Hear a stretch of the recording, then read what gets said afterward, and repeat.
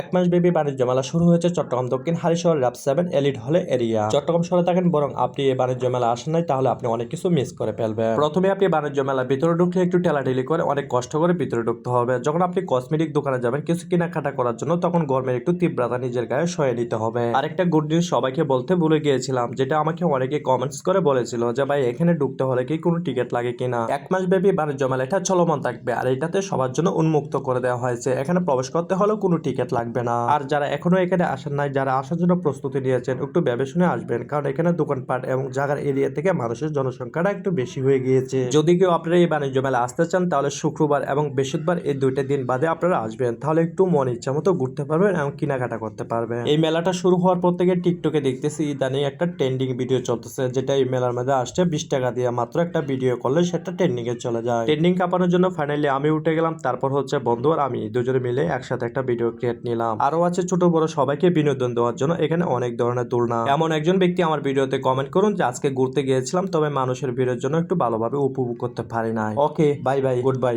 আল্লাহ হাফেজ।